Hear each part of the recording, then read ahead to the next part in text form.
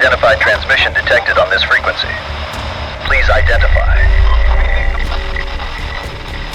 Unknown station, transmitting.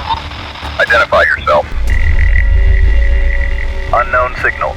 This is a restricted frequency. Identify. Source. You're hearing a transmission that shouldn't exist. For over 40 years, this signal has pulsed across the airwaves. Same tone, same rhythm, never stopping, never explained. And then one night, someone spoke inside it. It's here now! Whatever this was, it wasn't meant for us.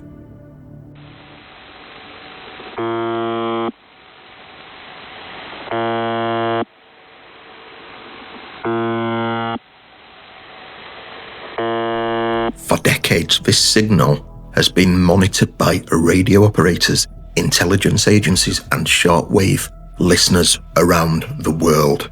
It's known simply as UVB-76. The transmission first appeared during the late Cold War, broadcasting on a fixed shortwave frequency, day after day, year after year. Most of the time it emits nothing but a monotonous buzzing sound.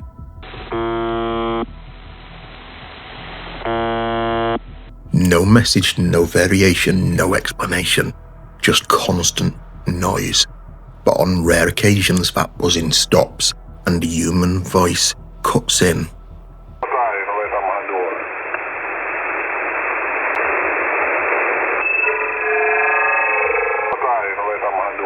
Call signs are spoken, names, numbers, short phrases that appear to mean nothing to the public. Then, without warning, the voice disappears and the buzzing resumes.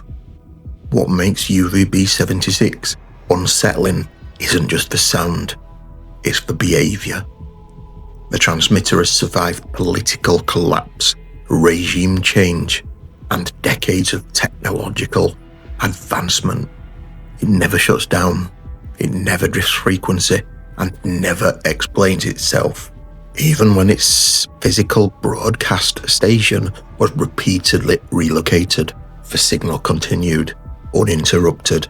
Some believe it's a military channel, others think it's a fail-safe system, a trigger, or a standby signal waiting for instructions that may never come. No official explanation has ever been confirmed. But whatever UVB-76 is, it isn't broadcasting to anyone. It's broadcasting in case someone is listening. I'm seeing something I can't explain. You're holding the direction, but control through the dark, but my direction is still... Control, the Asian control. Do you read? My instruments don't match what I'm seeing. In October 1978, a young pilot named Frederick Valentich was flying a routine night flight over Bass Strait off the coast of Australia. Just before disappearing, he radioed air traffic control. At first, the transmission sounded normal. Then his tone changed. He reported an unidentified object moving around his aircraft, not above him, not below him, but circling. He described a strange light, metallic, moving too smoothly, keeping pace with his plane. Air traffic control asked him to confirm what he was seeing. Valentich replied that the object wasn't an aircraft. Moments later, his transmission failed with a loud metallic scraping sound, and then silence. No distress call, no impact report, no wreckage ever conclusively found. Official explanations suggest disorientation or mechanical failure, but the final transmission was never fully explained because whatever Valentich encountered that night, it was still airborne when his signal vanished. Mayday, Mayday Maritime. Oh, Mayday American 3. Mayday 4954.2. Mayday Gunnery. At sea, distress calls are treated differently. They're logged, they're verified, and they're never ignored, which is why this transmission still unsettles the operators who heard it. Late one night, a naval monitoring station intercepted an SOS signal coming from open water. The voice was calm, too calm. The speaker gave coordinates then repeated them over and over.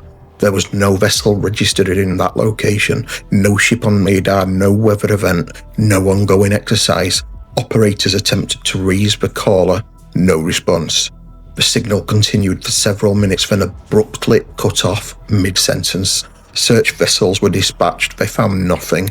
No wreckage, no oil slick, no emergency beacon. The coordinates led to empty sea. The transmission was logged as unconfirmed and quietly archived, but those who heard it say the same thing. The call didn't sound like a ship in trouble. It sounded like someone making sure they were heard before disappearing completely.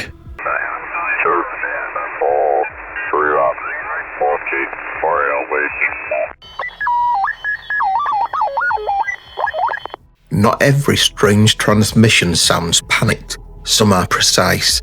Military monitoring stations occasionally intercept short, encrypted broadcasts that appear without warning. They don't repeat. They don't identify themselves. They don't behave like standard communications. These transmissions last only seconds. Burst of tones, numbers spoken without context, sometimes a short phrase, clipped to motionless, then silence. The signal analysis shows no reply channel, no follow-up traffic, no matching exercise, just a one-way broadcast, the kind designed to be heard only once.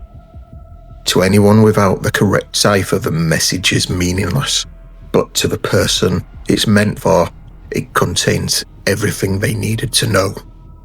What unsettles analysts isn't the encryption, it's the timing. These bursts don't follow schedules, they don't align with conflicts, and they don't correlate to known operations. They appear when needed, then vanish.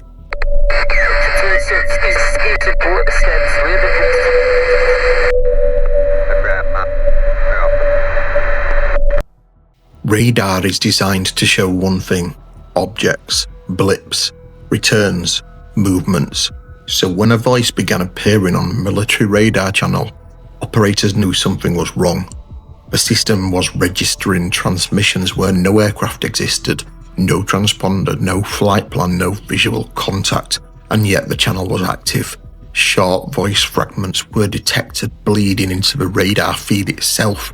Not a standard radio frequency, not an open comms channel, internal. Controllers attempted to isolate the interference, they couldn't. The voice used correct aviation phrasing, correct timing, correct responses, as if the system was talking to someone that wasn't there. Radar sweeps show empty airspace, no targets, no returns, nothing to track. After several minutes, the transmissions stopped. The radar returned to normal. No fault was officially recorded, but operators logged the same detail afterward. The voices didn't sound lost, they sounded observed, as if something had briefly learned how to speak the language of the system, then decided not to anymore. Some of these transmissions were logged, some were archived, and some were never meant to be heard at all. What matters isn't where they came from, it's that they existed and then stopped. If these signals were random, they wouldn't repeat. If they were human, we'd understand them by now. And if they weren't meant for us, then the question isn't what they were, it's who was listening back. If you want more transmissions like this, more recordings, reconstructions and signals that shouldn't exist, subscribe, because next time, one might not stay silent. Stay curious, my friends. Shane out.